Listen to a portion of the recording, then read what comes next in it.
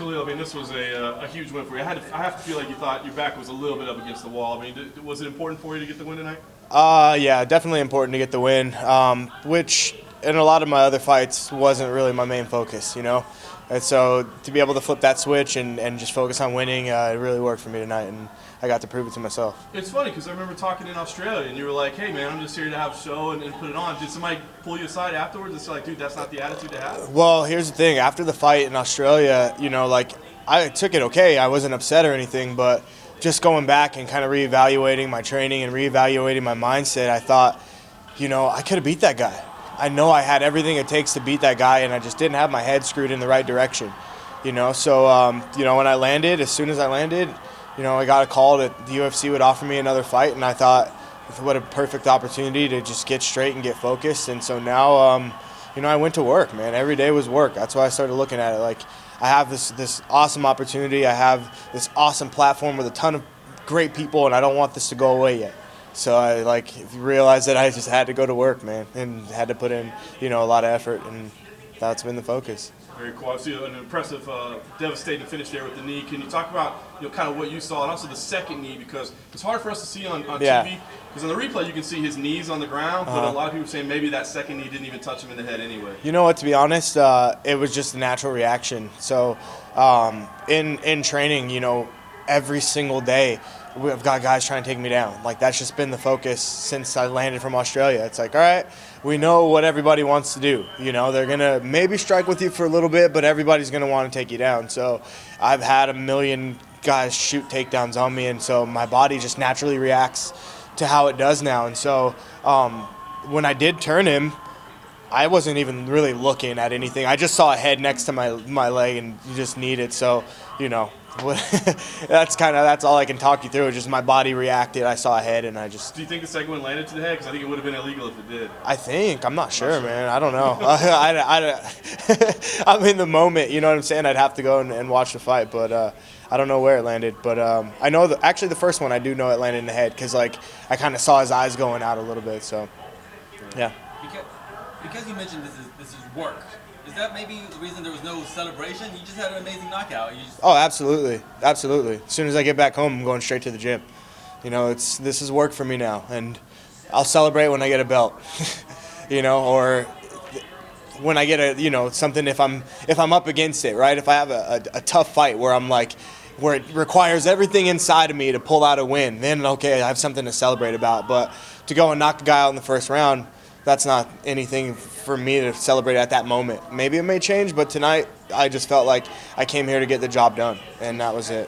Where do you find that line between work and fun? I mean, this has to be fun, right? It's fun. It's work. I mean, it's like, you know, I love what I do, but it's still work. If I don't come here and I don't fight, I don't get my bills paid. And it's, you know, I love it, but it's still work. You know, it's still the way that I survive. So, yeah. Like your back was up against the wall, like if you didn't come through with the win, that this was going to be it for you? I had a strong sense, you know. I had a strong feeling that, you know, that absolutely that would happen. But I have a strong vision, you know. I have a strong vision for more than just being a champion, but for the world. And so I realized that in order for me to get my vision across to the world, I've got to make something of myself first, you know. Like my coach was telling me today, you know. If I wanted to save the world and I had a sign on the side of the road, you know, people would be like, "Oh, who's this guy?" But say if it were Cam Newton or somebody else, Shaquille O'Neal, everybody would stop. Shaq, what's going on? What do we need to do? So I'm in this to make my name known and then to spread my vision and my hand. But at first, I got to show up. I got to fight. I got to get people to know who I am. And you threw that second knee, and you kind of mentioned, you know, that you saw his eyes go back and you knew he was out. When you were throwing that second knee, did you kind of pull off a little bit because you knew he was out, or when exactly did you know it was out? Yeah, you know what? It's kind of like I knew it was out when the ref pushed me away. You know what I mean? Because like I knew that the first one landed, and so like I just kind of saw his body like, you know, kind of loosen up a little bit, and once the ref stopped it, I'm like, okay, it's over. But I didn't know if he was going to continue to shoot or whatever, you know, like I'm in survival mode, man. Like when you're in survival mode, you know, things just happen. So, yeah. It was such a quick fight. How did you tear your shorts? He grabbed him. Grabbed him. Yeah. He grabbed him.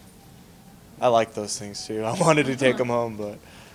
I know you say you're focused, you don't plan on celebrating too much, but you got Super Bowl tomorrow. How are you planning on spending the rest of the weekend? I cannot wait to go home.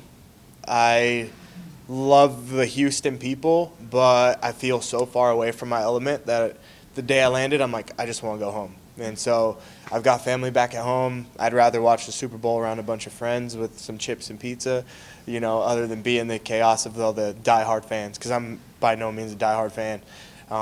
So I just would rather be around friends and family, man. So catching the first flight home, that's how I'm celebrating. So after the Super Bowl, you're going to be up around 240, 250? No, man. You know what? Because of this camp, I've been walking around like no heavier than 220, and I feel good. And I didn't even really like strict diet, just making sure that I'm not, going in the wrong direction. I'm a fighter. I'm here. I want to be a champion. I gotta act like one first, So, yeah, I'm gonna stay around this shape. I like being in shape. What do you plan on getting back in there? What's there? I'm sure that we'll talk, but I want to get better. I want to keep training. I want to develop new tools. I want to. I don't want to like jump the gun. Like, okay, I want to fight. I'm ready to go again. This is my 6th fight in a year, including the Ultimate Fighter. And so, I definitely want to learn some new stuff. Like I want to get good on the ground. I want to be this guy. I want to be unstoppable. And so I want to train and I want to learn these things. I don't want to take time off. I just want to take time to train.